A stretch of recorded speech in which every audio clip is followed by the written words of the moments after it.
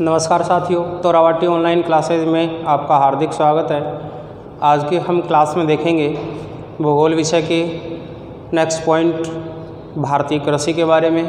भारतीय कृषि में हम पढ़ रहे थे भारतीय कृषि की विविधता को, और विविधता के साथ में हमने इससे पहले भारतीय कृषि की कृषि रीतों के बारे में हमने विगत क्लास के साथ हमारी जानकारियाँ प्राप्त की थी। आज हम जानने जा रहे हैं उनके बारे में हम चर्चा करेंगे।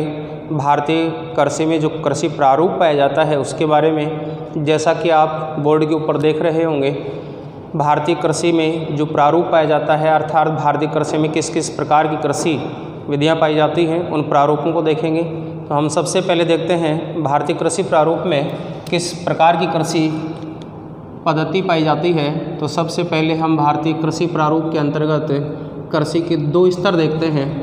उन स्तरों में एक है अस्थायी कृषि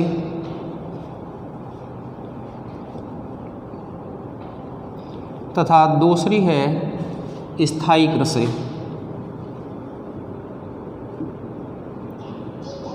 स्थायी कृषि। तो अस्थायी कृषि क्या है? अस्थायी कृषि कृषि का एक वह प्रकार है जिसमें मनुष्य आदिम समय से लेकर वर्तमान समय तक उसी कृषि पद्धति को अपनाता जा रहा है, या वर्तमान समय तक वही कृषि प्रक्रिया आज भी अपनाई जाती है, अस्थायी कृषि के अंतर्गत आती है। इस अस्थायी कृषि के अंतर्गत हम उस क्षेत्र को लेते हैं जिस स्थान पर आदिवासी लोगों द्वारा पेड़ पौधों को, जंगलों को काट करके जला दिया जाता है तथा कुछ समय तक वहाँ कृषि की जाती है। कुछ समय बाद जो ही उत्पादन की क्रिया घट जाती है, उस स्थान को छोड़कर अन्यत्र स्थान पर यही क्रिया पुनः अपना ली जाती है। इस क्रिया को कहा जाता है अस्थायी कृषि, यानी जिसमें कृषि जो स्थायी नहीं होते हैं, कुछ समय के लिए उनका उपयोग किया जाता है, तदुपरांत उसको बदल दिया जाता है तथा यही क्रिया दूसरे स्थान पर जाकर के अपनाई जाती है। इस क्रिया को कहा जाता है अस्थायी कृषि।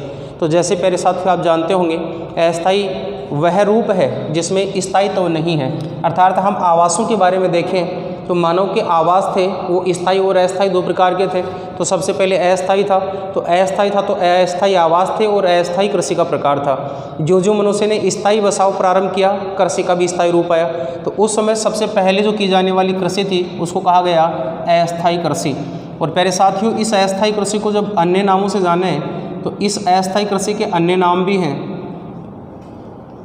और अन्य नामों के अंतर्गत अगर हम इसको देखें तो अस्थायी कृषि को अन्य के नामों से जाना जाता है। इसको कहा जाता है कर्तन दहन कृषि।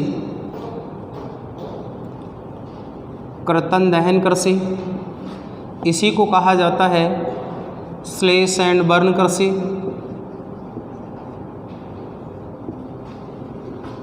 स्लैश एंड बर्न कृषि। इसी कृषि को कहा जाता है शिफ्टिंग कल्टीवेशन।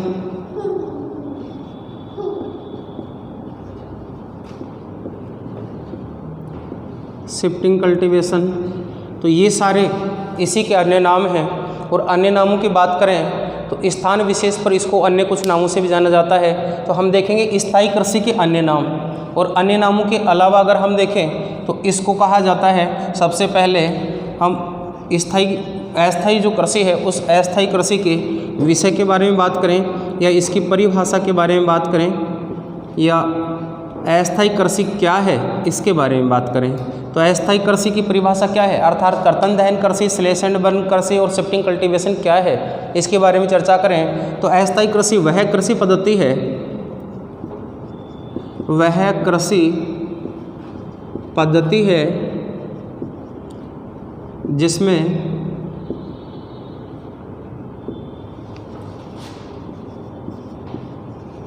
किसी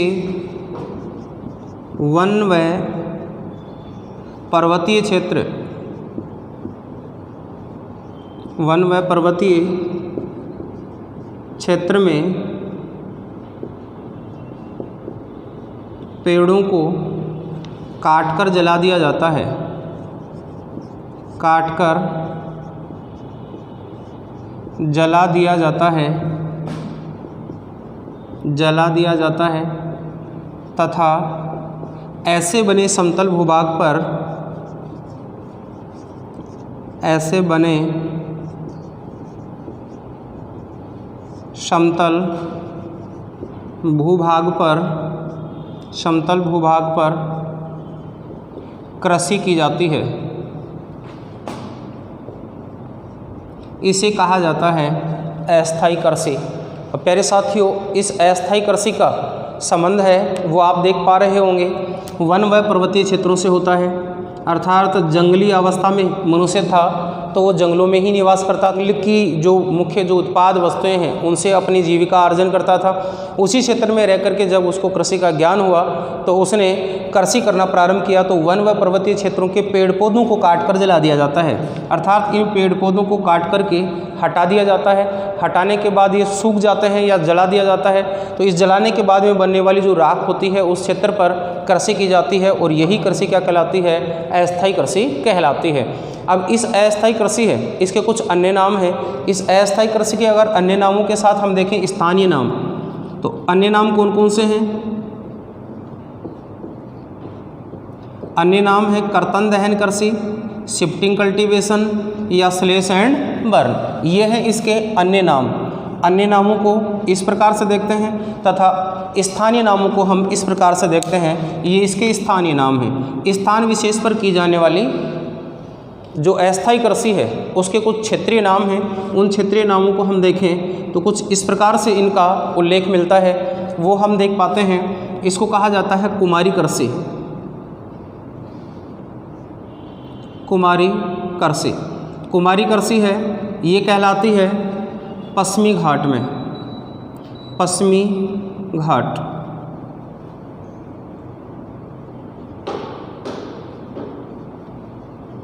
पश्चिमी घाट में की जाने वाली अस्थायी कृषि को कुमारी कृषि के नाम से जाना जाता है। अगर इसका संबंध पूछ लिया जाए तो आपको ये भी ध्यान रखना है, पश्चिमी घाट में विशेष करके केरल राज्य में की जाने वाली कृषि है। साथ ही अगर इसी क्षेत्र को कुमारी कृषि के नाम से दिया हुआ हो तो विशेष करके पश्चिमी घाट के साथ प्रश्न बन करके आता है। राज्य हो तो केरल राज्य में की जाने वाली स्थानांतरित जो कृषि है उस स्थानांतरित कृषि को ही क्या कहा जाता है? कुमारी कृषि के नाम से जाना जाता है। नेक्स्ट, अगर स्थिति हम दूसरी कृषि की बात करें तो कृषि की जो दूसरी विधि है, जो दूसरा स्थानीय नाम है, उसको कहा जाता है खिल कृषि। खिल कृषि है, ये की जाती है हिमालय क्षेत्र में। हिमालय क्षेत्र में की जाने वाली स्थानांतरित कृषि को खिल कृषि कहते हैं। साथ ही हम अन्य क्षेत्रों की बात करें तो वालरा कृषि या इसी को कहा जाता है वात्रा कृषि या इसी को कहा जाता है वाल्टेर कृषि। तो इस कृषि क्षेत्र की बात करें तो इस कृषि क्षेत्र के अंतर्गत दक्षिणी पूर्वी राजस्थान या दक्षिणी राजस्थान का हिस्सा आता है, दक्षिणी राजस्थान। तो दक्षिणी राजस्थान में की जाने वाली स्थानांतरित कृषि है वो वाल्टेर कृषि, वालरा कृषि या वात्रा कृषि के नाम से जाना जाता है। अब यहाँ इसकी अगर हम चर्चा करें तो ये पहाड़ी क्षेत्र या मैदानी क्षेत्रों में की जाने वाली जो कृषि है वो दो प्रकार की कृषि है। इस कृषि को हम वालरा या वाल्टेर कृषि के नाम से जानते हैं। मैदानी क्षेत्रों में की जाने वाली कृषि अलग प्रकार की है वालरा कृषि, लेकिन उसका अलग नाम है। पर्वतीय क्षेत्रों में या पहाड़ी क्षेत्र के ऊपर ढाल वाले क्षेत्रों में की जाने वाली कृषि है उसका अलग नाम है। पहाड़ी क्षेत्रों पर की जाने वाली कृषि को चिमाता कृषि कहते हैं और मैदानी क्षेत्रों में की जाने वाली कृषि को दजिया कृषि कहते हैं। तो नेक्स्ट अगर हम चर्चा करें तो हमारी नेक्स्ट स्थिति में कृषि का जो अगला अस्थायी कृषि का प्रारूप है वो दूसरे नाम के साथ आता है, उसको कहा जाता है दिप्पा कृषि। दिप्पा कृषि, दिप्पा कृषि की बात करें तो दिप्पा कृषि का जो क्षेत्र है वो मुख्यतः दिप्पा कृषि है वो छत्तीसगढ़ वाले क्षेत्र में की जाती है। और छत्तीसगढ़ का भी अगर हम बात करें तो छत्तीसगढ़ का बस्तर वाला क्षेत्र है, बस्तर का पठार, बस्तर क्षेत्र, बस्तर जिला पड़ता है छत्तीसगढ़ का। तो इस बस्तर के पठार पर सबसे महत्वपूर्ण प्रश्न है आपके लिए एग्जाम की दृष्टि से, तो ये तीनों प्रश्न आपके एग्जाम में पूछे जा चुके हैं। दिप्पा कृषि छत्तीसगढ़ और छत्तीसगढ़ के भी संपूर्ण क्षेत्र में होकर के बस्तर के पठारी प्रदेश में की जाने वाली स्थानांतरित कृषि को कहा जाता है दिप्पा कृषि। पेंडा कृषि, नेक्स्ट अगर हम बात करें पेंडा कृषि, तो पेंडा कृषि की बात करें तो ये एमपी वाले क्षेत्र में की जाती है, मध्य प्रदेश वाले क्षेत्र में की जाती है। मध्य प्रदेश और छत्तीसगढ़ की जो संयुक्त स्थानांतरित कृषि है उसको पेंडा कृषि के नाम से जाना जाता है। अगर हम नेक्स्ट और चर्चा करें इसकी, तो इसमें हम इसी कृषि को विंगा कृषि भी कहते हैं। विंगा कृषि, विंगा कृषि को ही कहा जाता है धावा कृषि। ये कहाँ की जाती है, ये ध्यान दें, धावा, धावा का अर्थ है हमला बोलना, और हमले का संबंध अगर हम देखें तो एक प्रसिद्ध युद्ध से भी लगा सकते हैं, और वो कलिंग का युद्ध है जिसको हम धावा के साथ जोड़ करके याद रख सकते हैं। तो कलिंग का युद्ध कौन से क्षेत्र के लिए जाना जाता है, उड़ीसा के लिए जाना जाता है या ओडिशा के लिए जाना जाता है। तो उड़ीसा वाला जो क्षेत्र है, इस उड़ीसा में की जाने वाली स्थानांतरित कृषि को विंगा कृषि या धावा कृषि के नाम से जानते हैं। नेक्स्ट अगर हम चर्चा करें आगे, तो इस कृषि का प्रारूप है, इसको कहा जाता है झूम कृषि। और झूम कृषि जहाँ की जाती है, सामान्य तौर पर विद्यार्थियों हम इसको यहाँ क्वेश्चन को गलत कर देते हैं। भारत में सामान्य रूप से पूछ लिया जाता है स्थायी कृषि, अस्थायी जो कृषि है किस नाम से जानी जाती है, हम आंसर दे देते हैं झूम कृषि कहलाती है, या सीधा सीधा ऐसा ही प्रश्न होता है झूम कृषि कहलाती है, अस्थायी कृषि। अस्थायी कृषि तो है, लेकिन अस्थायी कृषि का स्थानीय नाम है। किस क्षेत्र में झूम कृषि कहलाती है, ये कहलाती है पूर्वी भारत या उत्तरी पूर्वी भारत में की जाने वाली, उत्तरी पूर्वी भारत में की जाने वाली इस कृषि को कहा जाता है झूम कृषि। एग्जाम में प्रश्न पूछा गया था किस राज्य में की जाती है, तो वह राज्य का आंसर था असम राज्य। असम राज्य में की जाने वाली इस स्थानांतरित कृषि को ही झूम कृषि के नाम से जाना जाता है। असम है, अरुणाचल प्रदेश है, नागालैंड है, मणिपुर, मिजोरम है, इन क्षेत्रों में की जाने वाली स्थानांतरित जो कृषि है उसको कहा जाता है झूम कृषि के नाम से। तो ये पूर्वी भारत के राज्य हैं, तो पूर्वी भारत में की जाने वाली स्थानांतरित कृषि को किस नाम से जाना जाता है, झूम कृषि के नाम से जाना जाता है। अगर नेक्स्ट हम बात करें तो हमारी कृषि का जो अगला प्रारूप है उसमें आता है, या अगला जो नाम है वो आता है पोनम कृषि। पोनम कृषि, और पोनम कृषि का जो संबंध पाया जाता है, आपको याद होगा एक ओणम त्यौहार है और एक पोनम कृषि है।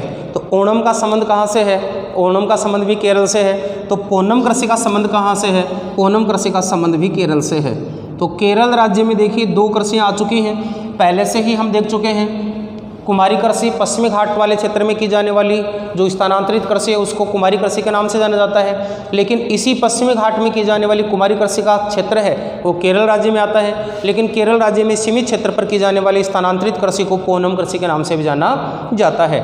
अगर हम इसको नेक्स्ट इसी नाम के साथ और देखें, ऐसा ही मिलता जुलता नाम, तो हम पाते हैं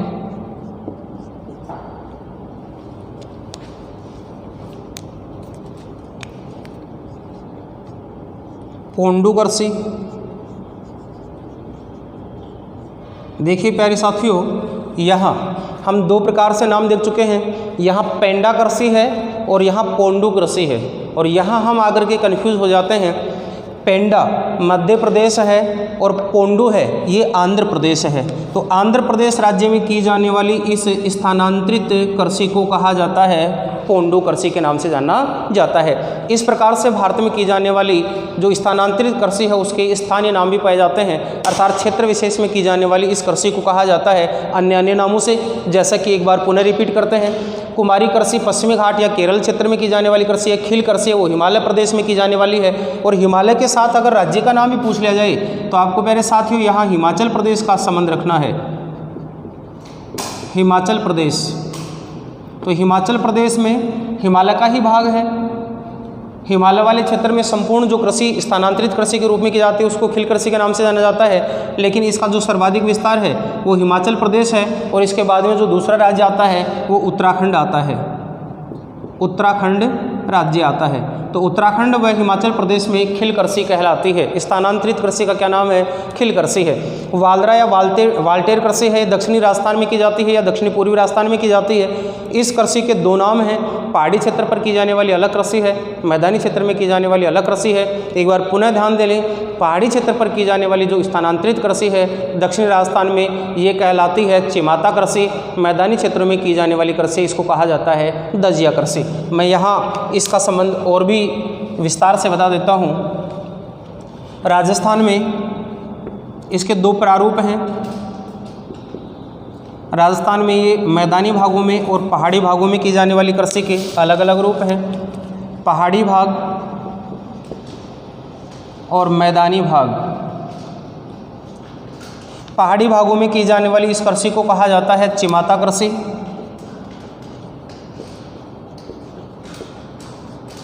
और मैदानी भागों में की जाने वाली कृषि को कहा जाता है दजिया कृषि। तो प्यारे साथियों, ये एग्जाम में प्रश्न पूछा जा चुका है कि राजस्थान में पहाड़ी क्षेत्र में की जाने वाली इस कृषि को किस नाम से जाना जाता है। यहाँ भी प्रश्न पूछा जा चुका है कि राजस्थान में ये जो स्थानांतरित कृषि है ये किसके द्वारा की जाती है, तो भील जनजाति द्वारा की जाती है। भील जनजाति द्वारा की जाती है। तो भील जनजाति द्वारा की जाने वाली इस स्थानांतरित कृषि के दो नाम हैं, मैदानी भागों में की जाने वाली कृषि और पहाड़ी भागों में की जाने वाली कृषि। तो पहाड़ी क्षेत्रों के लिए जो कृषि की जाती है उसको कहा जाता है चिमाता, मैदानी क्षेत्रों के लिए जो कृषि की जाती है उसको कहा जाता है दजिया कृषि। ये थे हमारी स्थानांतरित कृषि या अस्थायी कृषि के प्रारूप, या हम कह सकते हैं इसी अस्थायी कृषि को ही क्या कहा जा सकता है, स्थानांतरित कृषि कहा जा सकता है। स्थानांतरित कृषि। एग्जाम में जो कृषि को लेकर के जो प्रश्न होते हैं, सबसे पहला तो जो इम्पोर्टेंट क्वेश्चन है वो आपके इस अस्थायी कृषि से ही बनता है। ये जितने भी नाम हैं इनके क्षेत्रों को लेकर के पूछा जाता है।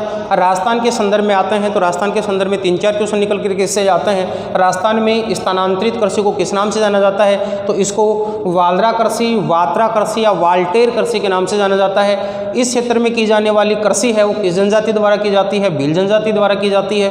भील जनजाति द्वारा पहाड़ी क्षेत्र पर की जाने वाली कृषि को किस नाम से जाना जाता है, चिमाता कृषि के नाम से जाना जाता है। भील जनजाति द्वारा की जाने वाली मैदानी स्थानांतरित कृषि या अस्थायी कृषि को किस नाम से जाना जाता है, दजिया कृषि के नाम से जाना जाता है। तो महत्वपूर्ण रूप से इस पर बनने वाले जो प्रश्न हैं यहाँ ध्यान रखेंगे। सबसे बड़ा पहला अंतर तो ये पूछा जाता है इसका, इस कृषि के अन्य नाम क्या है, तो ये तो है इसके अन्य नाम और ये है इसके स्थानीय नाम, या स्थानीय नामों को हम कह सकते हैं क्षेत्रीय नाम। क्षेत्र विशेष पर किए जाते हैं तो ये क्षेत्रीय नाम है। तो इसको स्थानांतरित कृषि को क्षेत्रीय नामों के साथ अलग अलग नामों से देखा जाता है। विश्व में कर्तन दहन कृषि, स्लैश एंड बर्न कृषि, शिफ्टिंग कल्टीवेशन या अस्थायी कृषि एक ही नाम से जानी जाती है। इसके विश्व स्तर पर भी अनेक नाम हैं जिनको भी हम देखेंगे कौन से देशों में किस प्रकार की कृषि की जाती है। यहाँ तक आपके समझ में आया होगा। एग्जाम की दृष्टि से सबसे महत्वपूर्ण प्रश्न है वो अस्थायी कृषि को लेकर के पूछा जाता है। तो यहाँ तक आपको समझ में आया होगा। एक बार इसको नोट डाउन कर लें, इसका स्क्रीनशॉट ले लें। बढ़ते हैं हम आगे की ओर। देखिए, हम अस्थायी कृषि को भारत के साथ देखा, विश्व में भी कुछ स्थानांतरित जो कृषि है उसके प्रारूप पाए जाते हैं। इन प्रारूपों में अगर हम देखें तो हमारे सामने कुछ महत्वपूर्ण जो कृषि के प्रकार हैं उनमें से कुछ जो निम्न हैं। उनमें रे कृषि की जाती है। रे कृषि का जो संबंध है वो अगर हम देखें तो वियतनाम और लाओस वाले क्षेत्र में है। वियतनाम, यही नाम सबसे ज़्यादा पूछा जाता है, लेकिन ये ध्यान रखें वियतनाम के अलावा लाओस में भी इसी प्रकार की कृषि को, लाओस में भी इसी प्रकार की कृषि की जाती है जिसको रे के नाम से जाना जाता है। चेना कृषि है, ये श्रीलंका में की जाती है। श्रीलंका में की जाने वाली स्थानांतरित कृषि है वो चेना कृषि के नाम से जानी जाती है। ये एग्ज़ाम में अभी पूछा भी जा चुका है। एग्ज़ाम लगा था 7 जनवरी 2020 स्कूल लेक्चरर राजस्थान। इस एग्ज़ाम में प्रश्न पूछा जा चुका है चेना कृषि किस देश में की जाती है। तो चेना कृषि जो स्थानांतरित कृषि है, इस स्थानांतरित कृषि का संबंध श्रीलंका से पाया जाता है। 7 जनवरी 2020 को स्कूल लेक्चरर एग्जाम भर्ती परीक्षा हुई है राजस्थान में, उसमें एक प्रश्न पूछा जा चुका है। मिल्पा कृषि है, मिल्पा कृषि का जो संबंध पाया जाता है वो मैक्सिको के साथ पाया जाता है, मैक्सिको। मेरे साथियों यहाँ ध्यान देंगे, मैक्सिको से अतिरिक्त जो प्रश्न आता है वो सबसे ज़्यादा जो प्रश्न पूछा जाता है मैक्सिको को छोड़ करके पूछा जाता है, और एवरेज रूप में पूछा जाता है। मैक्सिको मध्य अमेरिकी देश है, तो ये पूछा जाता है मध्य अमेरिका में स्थानांतरित कृषि को किस नाम से जाना जाता है। तो आप याद रखेंगे, मध्य अमेरिका में स्थानांतरित कृषि मिल्पा कृषि के नाम से जानी जाती है। मैक्सिको में जानी जाने वाली या मैक्सिको में की जाने वाली स्थानांतरित कृषि है उसको मिल्पा कृषि भी कहते हैं। ये भी ध्यान रखेंगे, अगर ये ऑप्शन में नहीं हो तो वहाँ इसको क्षेत्रीय नाम रे से भी जाना जाता है, लेकिन आपको यह याद रखना है मिल्पा कृषि और मैक्सिको एम का संबंध रखना है। 2 एम होंगे, एक एम मैक्सिको से होगा और एक एम मिल्पा से होगा। एम कृषि है, ये मैक्सिको और मिल्पा के साथ है। एग्जाम की दृष्टि से सबसे महत्वपूर्ण जो प्रश्न है वो आता है ये। यहाँ प्रश्न सबसे ज़्यादा जो पूछा गया है वो पूछा गया है मध्य अमेरिका के लिए, मध्य अमेरिका में की जाने वाली स्थानांतरित कृषि का नाम है। फिर नेक्स्ट आता है टावी कृषि। तो टावी जो कृषि है ये की जाती है, टावी कृषि का संबंध है मालागासी से। मालागासी क्षेत्र में की जाने वाली स्थानांतरित कृषि को टावी कहते हैं। मसोले कृषि है, ये कांगो क्षेत्र में की जाती है, लेकिन प्यारे साथियों यहाँ ध्यान देंगे, इसको हम अन्य नाम से भी जानते हैं, इसको बालवान कृषि भी कहते हैं कांगो क्षेत्र में। साथ ही अगर इसको हम देखें तो हम इसको कह सकते हैं अमेजन बेसिन में, अमेजन बेसिन में की जाने वाली कृषि है। तो अमेजन बेसिन में की जाने वाली इस कृषि को मसोले कृषि कहते हैं। इसी कृषि को हम बालवान कृषि भी कहते हैं। अन्य नाम है, जिस प्रकार से हमने अन्य नाम देखे थे एक ही का, तो इस मसोले कृषि का ही अन्य नाम है बालवान कृषि, बलवान या बालवान कृषि भी मसोले कृषि है।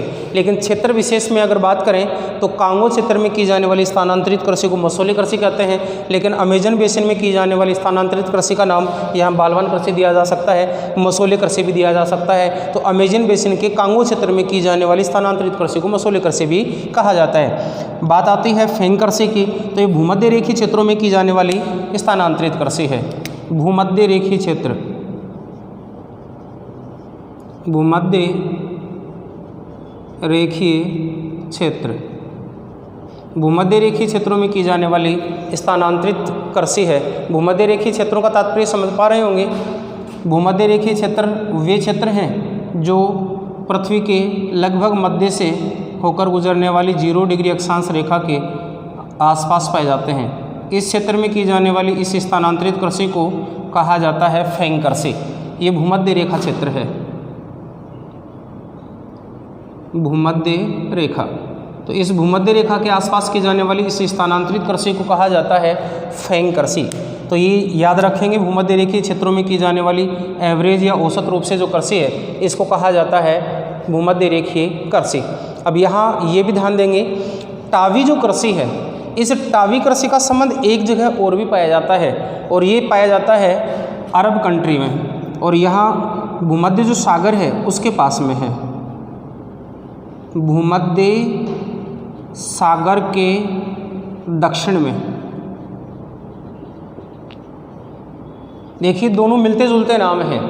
भूमध्य सागर के दक्षिण में की जाने वाली कृषि को टावी कृषि कहते हैं। विशेष करके अगर देश की बात आए तो ये भूमध्य रेखा क्षेत्र के पास में नहीं पड़ता है मालागासी, लेकिन इस भूमध्य सागर के निकट, जिस प्रकार से हमने देखा कि अमेजन संपूर्ण बेसिन में की जाने वाली कृषि मसोले है, इसी को बालवान कृषि भी कहते हैं। लेकिन मसोले कृषि का संबंध अकेला देश आता है तो कांगो देश आता है। उसी प्रकार से अगर मालागासी का संबंध आता है तो हम कहेंगे टावी कृषि, या फिर इस टावी कृषि का संबंध आता है तो टावी कृषि भूमध्य सागर के दक्षिणवर्ती जो भाग हैं वहाँ की जाने वाली स्थानांतरित कृषि भी टावी कृषि के नाम से जानी जाती है। तो महत्वपूर्ण रूप से देखा जाए तो भूमध्य रेखा और भूमध्य सागर दोनों में अपने को सुमेलित में प्रश्न पूछा जा सकता है, इसलिए अपने लिए महत्वपूर्ण बन सकता है। इसके अलावा और भी है, म्यांमार में की जाने वाली कृषि भी है, लेकिन आपके एग्ज़ाम की दृष्टि से महत्वपूर्ण जो तथ्य हैं यहाँ ये निकल करके आते हैं, जो एग्ज़ामों में पूछे भी जा चुके हैं, जिनके बारे में भी हम भारत के साथ साथ देख लेते हैं। अब हम देखते हैं भारत की स्थायी कृषि के प्रारूप को। तो स्थायी कृषि प्रारूप में किस किस प्रकार की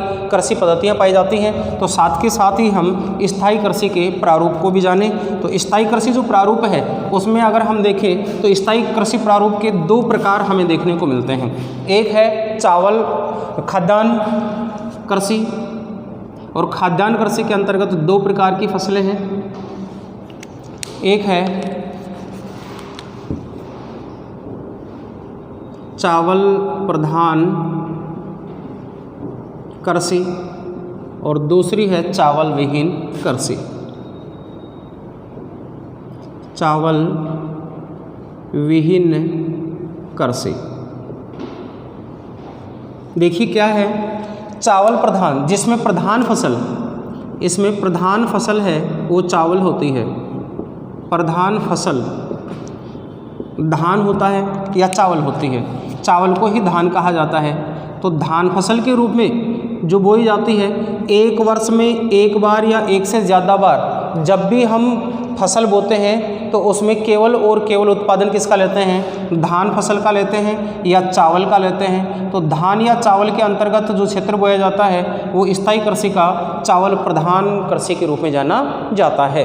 अब अगर एक वर्ष से अधिक लेते हैं तो यहाँ प्रश्न अपना निकल करके आता है, एक वर्ष से अगर अधिक इसको बोया जाता है तो इस क्षेत्र का जो प्रारूप होगा वो क्या होगा, गहन होगा। एक से अधिक बार अगर चावल बोया जाएगा तो प्रारूप कैसा होगा, गहन होगा। और गहन होगा तो तात्पर्य ये निकल करके आएगा कि यहाँ जनसंख्या ज़्यादा पाई जाती है। प्रश्न बन जाता है चावल प्रधान गहन कृषि या गहन निर्वहन कृषि है वो किन क्षेत्रों में की जाती है, जहाँ जनसंख्या अधिक पाई जाती है। विशेषता आती है इसकी, चावल प्रधान गहन निर्वहन कृषि कहाँ की जाती है, जनाधिक्य क्षेत्रों में की जाती है। जनाधिक्य, जनाधिक्य का तात्पर्य है जनसंख्या की अधिकता। जनसंख्या की अधिकता, जनसंख्या की अधिकता वाले क्षेत्रों में की जाती है। अर्थात जनसंख्या का मूल जो खाद्यान्न फसल के रूप में उपयोग होता है वो होता है चावल या धान के रूप में। तो अपनी मूल आवश्यकताओं को पूरा करने के लिए जो खाद्यान्न फसल बोई जाती है वो चावल के रूप में बोई जाती है। जब जनसंख्या अधिक होगी और कम क्षेत्र पर चावल होगा तो हमें बार बार बोना पड़ेगा, इसलिए एक ही कृषि वर्ष में यानी एक वर्ष में 3 ऋतुओं के साथ जितनी बार भी बोया जाएगा चावल ही या धान ही बोया जाएगा। ऐसी फसल को कहा जाता है चावल प्रधान गहन निर्वाह कृषि। तो गहन निर्वाह कृषि की विशेषता क्या होगी, कम भूमि पर अधिक उत्पादन लिया जाएगा, एक वर्ष में एक से अधिक फसलें ली जाएंगी। इस प्रकार की कृषि को कहा जाता है चावल प्रधान कृषि। दूसरी होती है चावल विहीन कृषि। तो चावल विहीन कृषि क्या है, जिसमें प्रधान फसल चावल नहीं होती है। चावल के अलावा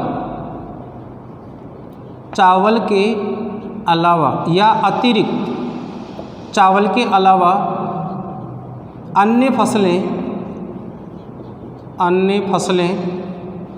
अधिक बोई जाती हैं। अन्य फसलें अधिक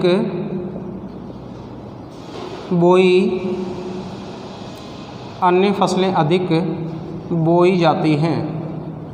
तो अन्य फसलें जहाँ अधिक बोई जाती हैं उसमें चावल भी होता है, लेकिन चावल गौण होता है। चावल के अतिरिक्त दूसरी फसलें अधिक बोई जाती हैं। उनमें हम देखें तो कौन कौन सी फसलें हो सकती हैं, मक्का हो सकती है, गेहूं हो सकता है, जौ हो सकता है, ज्वार हो सकता है या बाजरा हो सकता है या रागी हो सकता है। अन्य अनाज के रूप में मुख्य रूप से बोई जाएंगी कौन सी, खाद्यान्न ही बोई जाएंगी, खाने वाले अनाज ही बोई जाएंगे, लेकिन चावल के अलावा अधिक बोई जाएंगी। चावल भी उत्पादन होगा लेकिन गौण मात्रा में होगा, तथा अन्य जो फसलें हैं उनका क्षेत्र भी अधिक होगा और उत्पादन भी अधिक होगा। इस क्षेत्र में चावल भी बोया जाएगा लेकिन चावल के अतिरिक्त मक्का, गेहूं, जौ, ज्वार, बाजरा अन्य खाद्यान्न फसलों के रूप में बोई जाएंगी। इस प्रकार से इस कृषि को कहा जाता है चावल विहीन गहन निर्वाह कृषि। अब देखिए गहन यहाँ भी होगा, क्यों होगा, क्योंकि यहाँ भी जनाधिक्य पाया जाता है, जनसंख्या की अधिकता पाई जाती है। तो ये भी फसल है, ये मूल रूप से किस रूप में होगी, गहन कृषि के रूप में बोई जाएगी, गहनता के साथ बोई जाती है, गहन कृषि के रूप में बोई जाती है। तो गहन कृषि फसल के रूप में दोनों हैं, चावल प्रधान भी गहन है और चावल विहीन भी गहन है। तो हमें प्रश्न पूछ लिया जाता है, निम्न में से किस क्षेत्र में जनाधिक्य अधिक पाया जाता है या जनसंख्या अधिक पाई जाती है। तो जहाँ खाद्यान्न फसलें अधिक होती हैं वहाँ जनाधिक्य अधिक पाया जाता है। लेकिन इनमें से अगर ऑप्शन देकर के पूछ लिया जाए, उनमें से कोई एक ऑप्शन होगा चावल प्रधान गहन निर्वाह कृषि या चावल विहीन गहन निर्वाह कृषि। तो आपको ये ध्यान रखना है, मैक्सिमम जो क्वेश्चन आया है वो इसको लेकर के आया है। चावल विश्व में सर्वाधिक खाई जाने वाली फसल है, विश्व में सर्वाधिक बोई जाने वाली फसल है तथा इसी क्षेत्र में जनाधिक्य भी अधिक पाया जाता है। इसके रीजन हम जानेंगे, कारण हम जानेंगे कि चावल किन क्षेत्रों में बोया जाता है और वहाँ जनसंख्या ज़्यादा क्यों रहती है। तो हम ये भी देखें जनाधिक्य कहाँ पाया जाता है। तो हम संक्षिप्त से जानकारी ले रहे हैं। चावल के लिए जलोढ़ मिट्टी की आवश्यकता होती है, जलोढ़ मृदा की आवश्यकता होती है और जलोढ़ मृदा वाले क्षेत्र में ये कृषि की जाती है। अब जलोढ़ मृदा वाले क्षेत्र में कृषि की जाएगी तो जलोढ़ मृदा का जो निर्माण है वो नदियों द्वारा होता है और जो नदियाँ होती हैं वो जल का स्रोत होती हैं, जल का स्रोत होती हैं और जल का स्रोत होती हैं तो मनुष्य की मूल आवश्यकताएं किस पर टिकी हैं, जल पर टिकी हैं। मानव की मूल आवश्यकताएं, मानव की मूल आवश्यकताएं, मूल आवश्यकताएं जल द्वारा पूरी होती हैं, जल द्वारा पूरी होती हैं और जल द्वारा जब पूरी होती हैं तो मनुष्य का बसाव भी कहाँ पाया जाता है, मानव बसाव मैदानों में पाया जाता है। मानव बसाव मैदानों में सर्वाधिक है, मैदानों में सर्वाधिक है।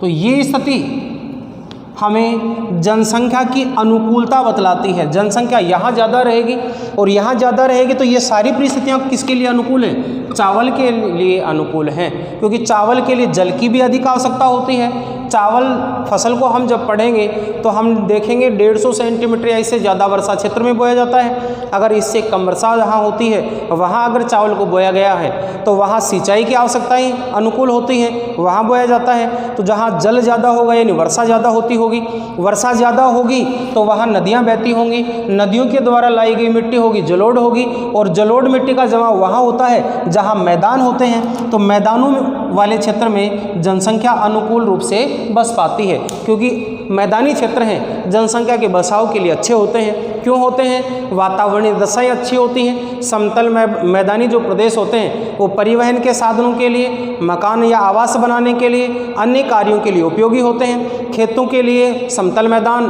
कृषि के लिए उपयोगी होते हैं। साथ ही समतल मैदानी जो क्षेत्र हैं वो आर्थिक व्यवसाय के स्रोत भी सबसे ज़्यादा होते हैं। इसलिए इन क्षेत्रों में अगर हम देखें तो जनसंख्या अधिक पाई जाती है और इसी क्षेत्र में चावल की कृषि की जाती है। तो जनाधिक्य वाले क्षेत्र में ही चावल की कृषि अधिक की जाती है। प्यारे साथियों, यहाँ से कई प्रश्न बनकर के आ रहे हैं। नदियों वाले क्षेत्र में की जाने वाली जो कृषि है वो मुख्यतः खाद्यान्न फसल के रूप में सर्वाधिक कौन सी की जाएगी, तो हमारा कौन सा होगा, चावल होगा। चाहे और भी फसलें की जाती हैं लेकिन सबसे ज़्यादा अगर विश्व की बात करें, भारत की बात करें तो नदी वाले क्षेत्रों में चावल ही कृषि अधिक बोई जाती है। जलोढ़ मृदा जहाँ पाई जाती है वहाँ सर्वाधिक कृषि किसकी की जाती है, चावल की जाती है। चावल को सर्वाधिक जल की आवश्यकता होती है, इसलिए चावल उन्हीं क्षेत्रों में बोया जाता है जहाँ वर्षा ज़्यादा होती है।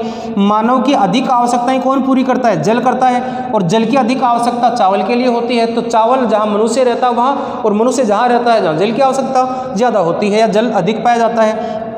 मानव बसाव लगभग समतल मैदानों में पाया जाता है और मैदानी प्रदेश चावल के लिए अनुकूल होते हैं। क्यों होते हैं, क्योंकि चावल की जड़ों में पानी भरा ही रहना चाहिए। अगर समतल भाग होगा तो ही ये क्रिया संभव है। ढालू वाले क्षेत्रों में जल रुक नहीं सकता और वहाँ अच्छा उत्पादन चावल दे नहीं सकता। इसलिए जहाँ जहाँ मनुष्य अधिक रहता है वहाँ अनुकूल परिस्थितियाँ थी और वहाँ अनुकूल परिस्थितियों में कौन सी फसल बोई जाती है, चावल फसल बोई जाती है। चावल के अंतर्गत हम और भी विस्तार से इसको जानेंगे। तो ये इससे संबंधित किसके संबंध में, चावल प्रधान प्रधान गहन निर्वाह कृषि की कुछ विशेषताओं से संबंधित प्रश्न बनकर के आते हैं। वो जो महत्वपूर्ण प्रश्न बनकर के आता है वो निकलता है ये कि जनाधिक्य क्षेत्रों में किस प्रकार की खाद्यान्न फसल या किस प्रकार की खाद्यान्न कृषि की जाती है। चावल प्रधान गहन कृषि की जाती है। अन्य कृषि फसलों की अगर हम बात करें, प्रारूप की बात करें, तो और भारत में पाए जाने वाले कुछ कृषि प्रारूप हैं, उनके बारे में भी देखते हैं। एक बार इसको नोट डाउन करें। अब देखते हैं हम कृषि के अन्य प्रारूपों को। तो भारत में कृषि के अन्य प्रारूप भी पाए जाते हैं। तो उन अन्य प्रारूपों में देखें कौन कौन से प्रारूप पाए जाते हैं, जहाँ से आपके सभी एग्जामों में क्वेश्चन इम्पोर्टेंट रूप से निकल कर के आते हैं। उन अन्य कृषि प्रारूपों में हम सबसे पहले देखें तो पहले कृषि है शुष्क कृषि। एग्जाम की दृष्टि से भी इम्पोर्टेंट है शुष्क कृषि। शुष्क कृषि क्या है? जहाँ जिन फसलों में या जिस क्षेत्र में वर्षा कम होती है या जिस क्षेत्र में कम वर्षा वाले क्षेत्र में जो फसलें बोई जाती हैं उनको शुष्क कृषि कहा जाता है। अब वर्षा की जो उपलब्धता है वो क्या होती है?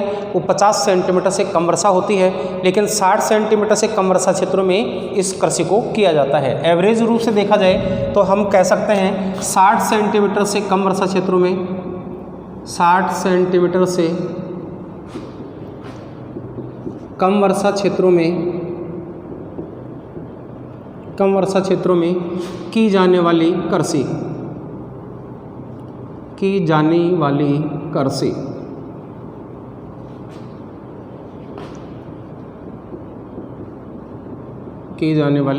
क्या कहलाती है?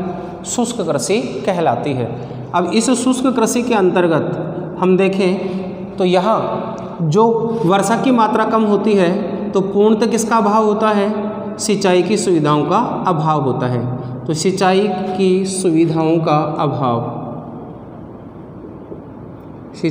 सुविधाओं का अभाव पाया जाता है।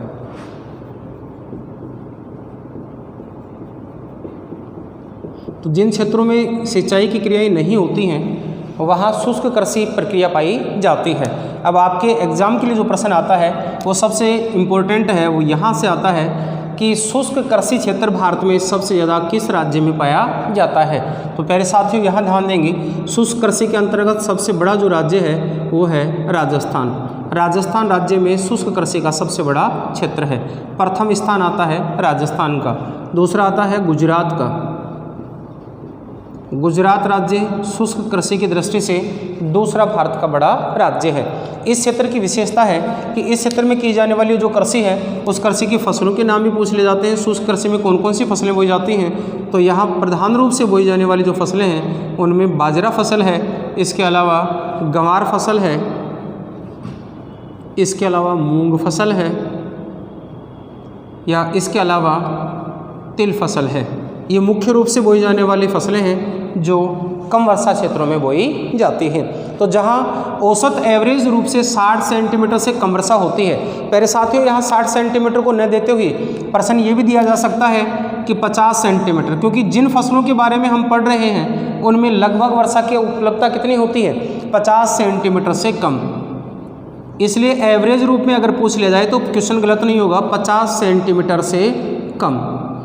यहाँ 50 सेंटीमीटर या 50 सेंटीमीटर से कम वर्षा क्षेत्रों में इन फसलों को बोया जाता है। इन सभी फसलों को 50 सेंटीमीटर से कम वर्षा क्षेत्रों में बोया जाता है। इसलिए शुष्क कृषि के संबंध में भी दे दिया जाता है कि शुष्क कृषि की जो प्रक्रिया है वो कौन से क्षेत्रों में की जाती है? जहाँ वर्षा की उपलब्धता कम होती है, वर्षा की उपलब्धता 50 सेंटीमीटर या इससे भी कम पाई जाती है, वहाँ जो कृषि पद्धति अपनाई जाती है, कृषि का जो प्रारूप पाया जाता है वो शुष्क कृषि के अंतर्गत पाया जाता है। नेक्स्ट हमारी जो दूसरी विधि है या दूसरा जो प्रारूप है उसको हम कहते हैं मिश्रित कृषि। मिश्रित कृषि। अब ये मिश्रित कृषि क्या है इसको भी जाने। मिश्रित कृषि जिस कृषि क्रिया में कृषि फसलों का एक से अधिक प्रारूप पाया जाता है तथा साथ ही पशुपालन की क्रिया भी होती है उसको कहा जाता है मिश्रित कृषि। तो मिश्रित कृषि क्या है? जिसमें कृषि के अनेक प्रारूप का तात्पर्य है एक कृषि वर्ष में एक कृषि वर्ष में एक साथ एक से अधिक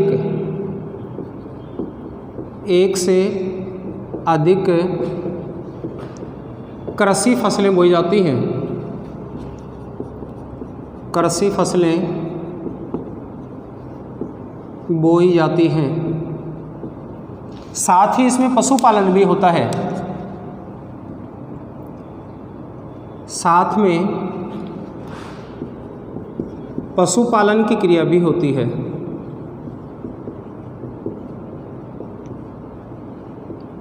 पशुपालन की क्रिया भी होती है। तो इस क्रिया को कहा जाता है मिश्रित कृषि। तो जिसमें पशुपालन की क्रिया व कृषि क्रियाएं साथ साथ होती हैं। कृषि व पशुपालन जब साथ साथ किया जाता है, इस क्रिया को कहा जाता है मिश्रित कृषि क्रिया। इस क्षेत्र में अगर हम देखें तो मुख्य रूप से जो कृषि है, उस कृषि में कृषि की वो फसलें बोई जाती हैं जो निर्वाह रूप है। निर्वाह यानी जीवन जीने के लिए निर्वाह कृषि का रूप पाया जाता है। साथ ही इसमें पशुपालन भी किया जाता है। तो ये दोनों क्रियाएं साथ साथ होती हैं। इन दोनों के द्वारा किसान को आर्थिक लाभ होता है।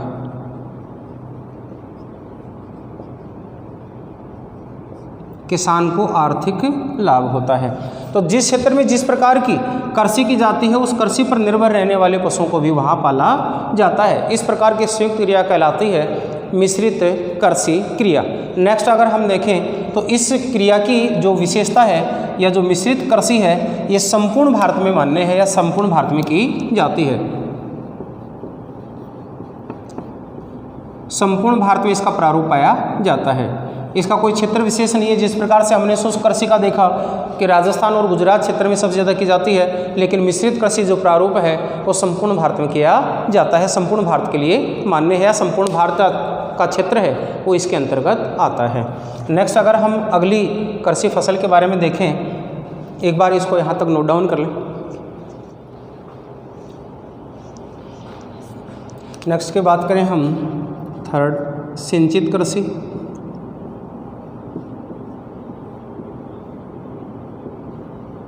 तो सिंचित कृषि क्या है, ये भी ध्यान दें। सिंचित कृषि जिसमें सिंचाई से कृषि फसलें की जाती हैं। सिंचाई योग्य कृषि, सिंचाई योग्य कृषि को कहा जाता है सिंचित कृषि। इसमें वे सभी फसलें की जाती हैं जो सिंचाई की क्रिया द्वारा उत्पादन देते हैं। उनमें गेहूँ,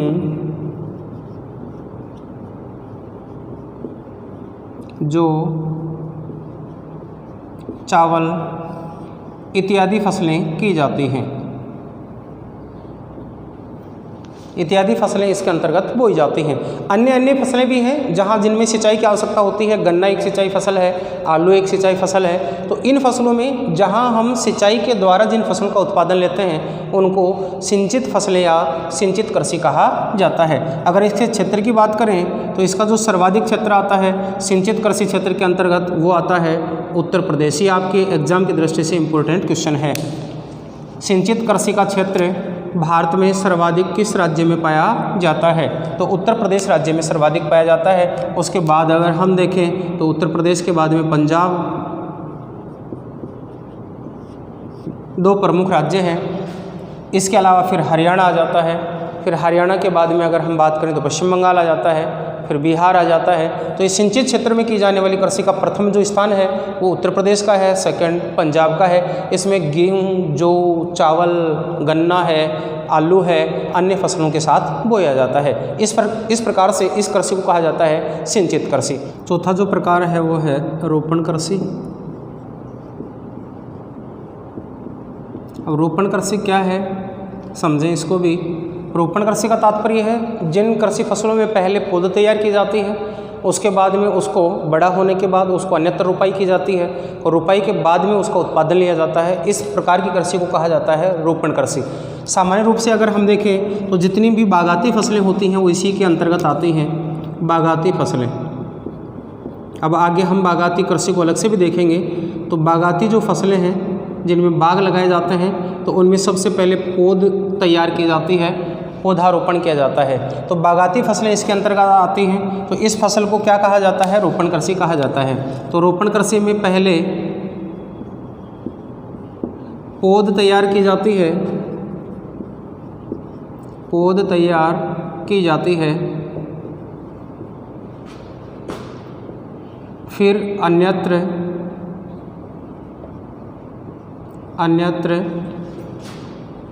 इसका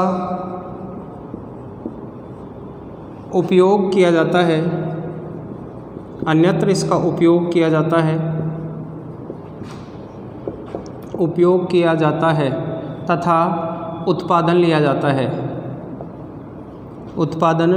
है। देखिए दोस्तों, इसकी सभी लाइनें नहीं लिखी जा रही हैं, आप शॉर्ट में इसको समझ जाएंगे।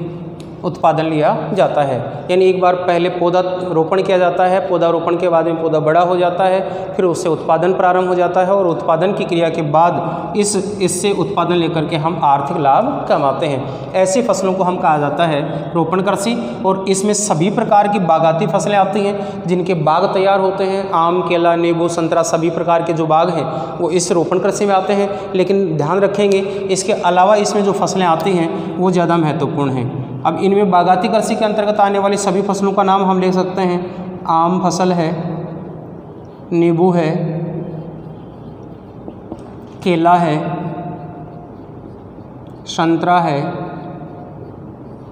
इसके अलावा जहां हमारी लॉजिकली प्रश्न की बात आती है वो आता है चावल। चावल इसके अंतर्गत आता है। गन्ना है वो इसी के अंतर्गत आता है। तो ये ध्यान देंगे, चावल है वो एक रोपण कृषि में आता है, गन्ना एक रोपण कृषि के अंतर्गत आता है। तो अन्य प्रकार में सभी प्रकार की जो बागाती फसलें हैं वो इसमें आती हैं। चावल व गन्ना ये बाग नहीं होते बावजूद भी किसमें शामिल की जाती हैं? रोपण कृषि आती है। और यही क्वेश्चन अपने एग्जाम में पूछा जा चुका है चावल को लेकर के कि चावल किस प्रकार की कृषि के अंतर्गत आता है। चावल खाद्यान्न कृषि के अंतर्गत आता है, चावल रोपण कृषि के अंतर्गत आता है, चावल भारत में प्रधान खाद्यान्न फसल के अंतर्गत आता है और चावल विश्व में एक व्यापारिक फसल के अंतर्गत भी आता है कुछ देशों के लिए। तो यहाँ चावल को लेकर के सबसे ज़्यादा क्वेश्चन किया जाता है। नेक्स्ट हम बात करें अगली फसल के लिए, एक बार इसको नोट डाउन कर लें। नेक्स्ट हम बात करें फसल प्रारूप 5 की, उसको कहा जाता है डेयरी फार्मिंग। डेयरी फार्मिंग ये सामान्यतः डेयरी फार्मिंग कृषि नहीं होती है, इसमें दुधारू पशुओं का पालन किया जाता है। दुधारू पशुपालन होता है।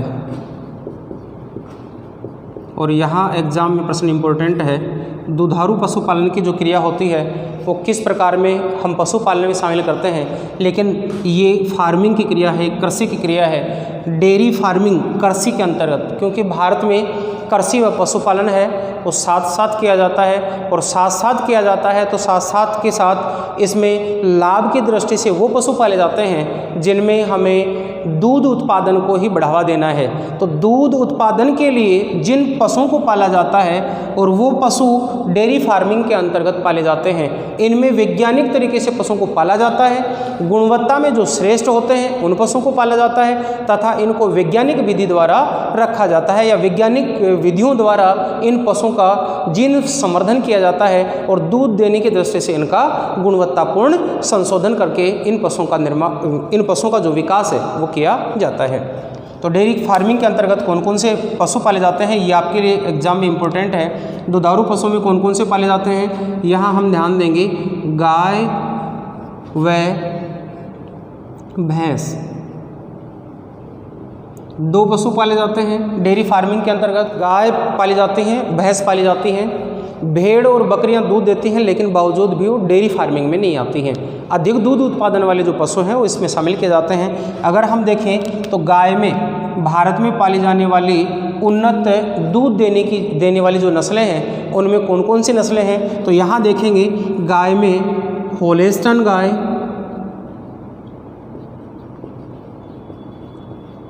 गाय, जर्सी गाय, और नंबर 3 रेड डेन गाय। रेड डेन गाय ये मूल रूप से विदेशी नस्ल की 3 गायें हैं जो हमारी डेयरी फार्मिंग के अंतर्गत सबसे ज़्यादा पाली जाती हैं। तो होलिस्टन गाय है, ये हॉलैंड या नीदरलैंड देश की मूल नस्ल है। ये इम्पोर्टेंट है आपके एग्ज़ाम में। यहाँ आपको पशुपालन में भी इस प्रश्न को पूछा जाता है और कृषि में भी इस प्रश्न को पूछा जाता है। होलिस्टन जो नस्ल की गाय है ये मूलतः नीदरलैंड की है जो भारत में पाली जाती है। जर्सी नस्ल की गाय है वो अमेरिका की है, या हम कह सकते हैं संयुक्त राज्य अमेरिका यूएसए की है जो भारत में पाली जाती है। रेड डेन गाय है ये डेनमार्क की गाय है, डेनमार्क देश है, इसकी प्रमुख नस्ल है और भारत में पाली जाती है। लेकिन एक भारतीय नस्ल की गाय भी है जो डेयरी फार्मिंग के अंतर्गत सबसे ज़्यादा पाली जाती है, उसको कहा जाता है राठी। राठी ये भारतीय नस्ल है, ये मूल रूप से भारतीय नस्ल है और डेयरी फार्मिंग के अंतर्गत पाली जाती है। अब यहाँ इसके साथ ध्यान भी दे लेंगे, भारत की इस राठी नस्ल को भारतीय कामधेनु कहा जाता है। भारतीय कामधेनु कहा जाता है, भारतीय कामधेनु कहा जाता है। ये भारत की सर्वाधिक दूध देने वाली है, दूध देने वाली। अब प्रश्न होता है भारतीय नस्ल की वह गाय जो सर्वाधिक दूध देने वाली है, तो उसमें आएगी राठी नस्ल की। लेकिन अगर पूछ लिया जाए विश्व की सर्वाधिक दूध देने वाली नस्ल है तो आपको बतलाना है जर्सी नस्ल की गाय विश्व का सर्वाधिक दूध देने वाली नस्ल की गाय है जो भारत में पाली जाती है। तो हमारी डेयरी फार्मिंग के अंतर्गत दुधारू पशुओं का पालन किया जाता है जिसमें गाय की नस्लें पाली जाती हैं और भैंस की नस्लें पाली जाती हैं। भैंस के अंतर्गत हम देखें तो सबसे ज़्यादा जो है वो है मुर्रा नस्ल, मुर्रा नस्ल है। इसी मुर्रा नस्ल को कहा जाता है खुंडी नस्ल, खुंडी नस्ल। मुर्रा नस्ल का ही दूसरा नाम है खुंडी नस्ल। तो मुर्रा व खुंडी नस्ल की जो भैंस है वो सबसे ज़्यादा डेयरी फार्मिंग के अंतर्गत पाली जाती है। इसके अलावा सूरती है, महसाणी है, ये भी पाली जाती हैं, जाफराबादी है। इस प्रकार की भैंस की नस्लें भी पाली जाती हैं, लेकिन सर्वाधिक जो डेयरी फार्मिंग के अंतर्गत भारत में पाली जाने वाली भैंस है वो मुर्रा नस्ल की भैंस है। और मुर्रा नस्ल की जो भैंस है इसका मूलतः जो क्षेत्र है वो हरियाणा है। तो भारत में हरियाणा की मूल नस्ल मानी जाती है जो उत्तम दूध देने के लिए मानी जाती है या जानी जाती है, भैंस की उन्नत नस्ल है। तो इस प्रकार से डेयरी फार्मिंग के अंतर्गत दुधारू पशुओं का पालन किया जाता है। नेक्स्ट में अगर हम देखें तो हमारी नेक्स्ट कृषि का जो प्रारूप है इसको कहा जाता है ट्रक फार्मिंग कृषि। तो ट्रक फार्मिंग के अंतर्गत कौन कौन सी क्रिया आती हैं तो यहाँ ध्यान देंगे ट्रक फार्मिंग, ट्रक फार्मिंग कृषि।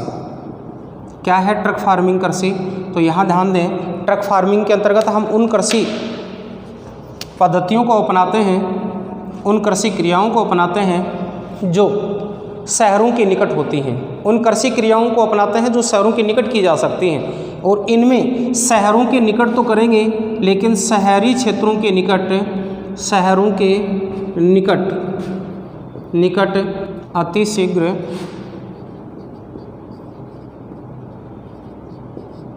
खराब होने वाली फसलों का उत्पादन होता है, फसलों का उत्पादन होता है। अतिशीघ्र खराब होने वाली फसलों का उत्पादन होता है।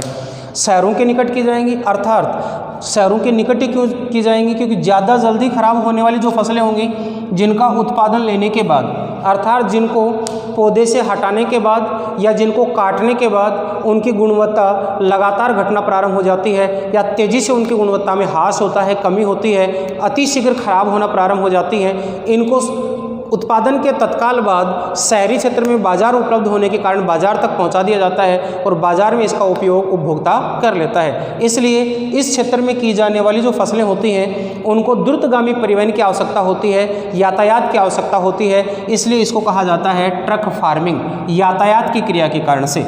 तो ट्रक फार्मिंग उत्पादन को बाजार तक ले जाने के लिए या बाजार तक लाने के लिए यातायात के साधनों की आवश्यकता होती है। यातायात के साधनों की आवश्यकता होती है। तो यातायात के साधनों का जो अच्छा उपयोग है वो इस कृषि के लिए अनुकूल माना जाता है। ट्रक फार्मिंग कृषि के लिए यातायात के साधन अनुकूल होते हैं। क्यों होते हैं? क्योंकि गुणवत्ता में ह्रास न हो, ऐसी फसलें जो उत्पादन के बाद में जल्दी खराब न हो, बाजार जल्दी प्राप्त हो सके, उपभोक्ता इसका उपयोग जल्दी कर सके, इसलिए इसको द्रुतगामी परिवहन की सहायता से बाजार तक पहुंचा दिया जाता है और इसका लाभ उठाया जाता है। ऐसी फसलों के अंतर्गत जो फसलें बोई जाती हैं, इनमें हम देखें तो ये फसलें होती हैं फल सब्जियां, फल सब्जी और फूल। इनका जो उपयोग होता है वो उत्पादन के तत्काल बाद गुणवत्ता में कमी आना प्रारंभ हो जाता है। इसको ज़्यादा समय तक रोका नहीं जा सकता, इसलिए इनको बड़े बाजार की आवश्यकता होती है। अतः फल सब्जी व फूलों की कृषि शहरों के निकट अधिक की जाती है और यही कृषि क्रिया द्रुतगामी परिवहन द्वारा ट्रक फार्मिंग की क्रिया के अंतर्गत शहर तक पहुंचा दी जाती है, इसलिए इसको कहा जाता है ट्रक फार्मिंग कृषि। आपके लिए इम्पोर्टेंट जो प्रश्न बनता है वो सीधा का सीधा ही आता है, शहरों के निकट की जाने वाली कृषि को किस नाम से जाना जाता है? ट्रक फार्मिंग के नाम से जाना जाता है। ट्रक फार्मिंग के अंतर्गत कौन कौन सी फसलें बोई जाती हैं या ट्रक फार्मिंग कृषि में कौन सी फसलें नहीं आती हैं? तो आपको फल सब्जी व फूलों की कृषि तो इसके अंतर्गत आती है, लेकिन अन्य जो फसलें हैं वो इसके अंतर्गत नहीं आती हैं। जिस प्रकार से गेहूँ है, गेहूँ को दूर तक आसानी से परिवहन किया जा सकता है, गुणवत्ता में कोई कमी नहीं आती है। लेकिन फल सब्जी व फूल का जब उत्पादन हो जाता है, उनको हटा लिया जाता है, उसके बाद उसकी गुणवत्ता में कमी आना प्रारंभ हो जाती है। इसलिए इनका ज़्यादा समय तक भंडारण नहीं किया जा सकता, उनको बाजार की आवश्यकता होती है, ज़्यादा लंबी दूरी तक उसका परिवहन नहीं किया जा सकता, इसलिए शहरों के निकट ही इस प्रकार की कृषि की जाती है जिसको ट्रक फार्मिंग कहा जाता है। तो प्यारे साथियों, यहाँ तक आपको समझ में आया होगा। आगे चलते हैं हम नेक्स्ट कृषि प्रारूप के बारे में। यहाँ तक आप एक बार इसको नोट डाउन कर लें। नेक्स्ट हमारा कृषि प्रारूप है नंबर 7 पर। देखते हैं हम कृषि का अगला प्रारूप, उसको कहा जाता है ढालू कृषि। ढालू कृषि क्या है? ढालू कृषि सामान्य रूप से हम इसको अन्य नामों से भी विदित करते हैं, जानते हैं, जैसे कि इसको समुच्चय कृषि भी कहा जाता है। लेकिन समुच्चय कृषि ढालू कृषि का एक क्षेत्र विशेष है, वो उसका एक अलग प्रारूप है। तो समुच्चय कृषि ढालू कृषि का ही एक रूप है। तो ढालू कृषि क्या है? ढाल वाले क्षेत्र में, यानी पहाड़ी भागों के ढाल वाले क्षेत्र में, पहाड़ी भागों के ढाल वाले क्षेत्र में की जाती है। और इसका जो सर्वाधिक क्षेत्र पाया जाता है वो पाया जाता है हमारा हिमालय प्रदेश। हिमालय भौतिक प्रदेश में सबसे ज़्यादा की जाती है। पहाड़ पर्वतीय क्षेत्र हैं वो और भी हैं, और अगर हम देखें तो कौन कौन से पहाड़ी क्षेत्र हैं, क्या वहाँ भी की जाती है? अन्य क्षेत्रों में कम की जाती है, लेकिन अगर हम हिमालय की बात करें तो हिमालय क्षेत्र में ये सबसे ज़्यादा की जाती है। अगर इसको पूर्वोत्तर हिमालय के साथ देखें तो पूर्वोत्तर हिमालय की जो पहाड़ियाँ हैं वहाँ सबसे ज़्यादा की जाती है। इसके अलावा अगर हम उत्तरवर्ती हिमालय की बात करें, जिसको हम उत्तराखंड के साथ देखते हैं, उत्तराखंड है, हिमाचल प्रदेश है, जम्मू कश्मीर है, वहाँ भी ढालू कृषि की जाती है। लेकिन अन्य पहाड़ी क्षेत्रों में इसका विस्तार कम पाया जाता है। अगर हम अरावली की बात करें तो अरावली में कम है। अगर विंध्याचल पहाड़ी श्रृंखला की बात करें तो विंध्याचल पहाड़ियों में भी कम है। अगर सतपुड़ा पहाड़ियों की बात करें तो सतपुड़ा पहाड़ी श्रृंखलाओं में भी कम है। अगर इसकी पूर्वी पठारी जो प्रदेश है, जिसको हम पूर्वी घाट कहते हैं, उसकी बात करें तो उसमें भी कम पाई जाती है। इस प्रकार से इसका सर्वाधिक जो विस्तार है वो हिमालय भौतिक प्रदेश में पाया जाता है। यहाँ इस ढालू कृषि को ही अन्य नाम से अगर हम देखें तो इसको समुच्चय कृषि भी कहा जाता है। समुच्चय कृषि भी कहा जाता है। अब समुच्चय कृषि क्या है, यहाँ थोड़ा सा देखेंगे। ढाल के अनुरूप की जाने वाली जो कृषि है, ढाल पर की जाने वाली कृषि को तो ढालू कृषि कहते हैं। और समुच्चय कृषि क्या है? ढाल के अनुरूप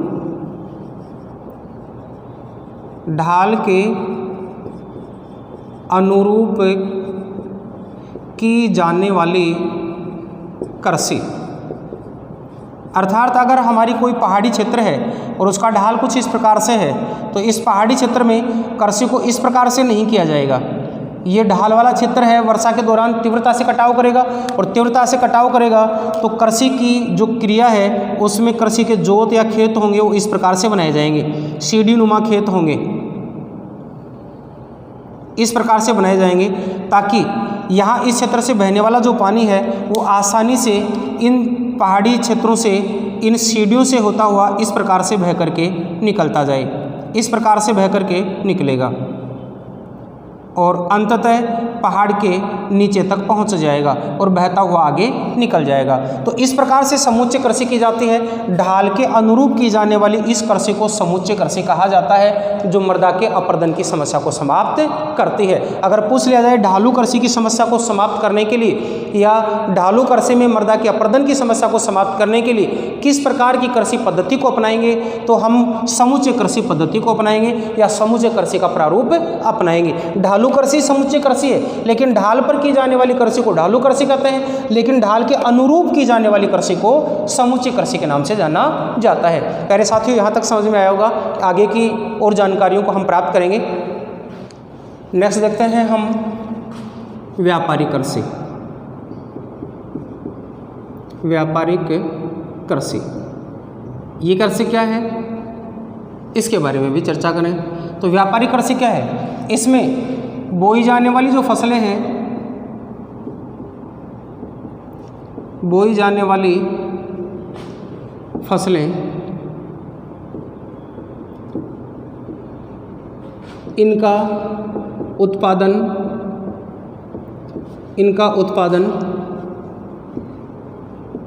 बेचने के उद्देश्य से होता है, बेचने के उद्देश्य से किया जाता है या होता है। तो जिन फसलों को बेचने के उद्देश्य से बोया जाता है उन फसलों को कहा जाता है व्यापारिक फसलें। इन फसलों का अन्य नाम भी आता है, इन्हीं फसलों को कहा जाता है नकदी फसलें या कैश क्रॉप।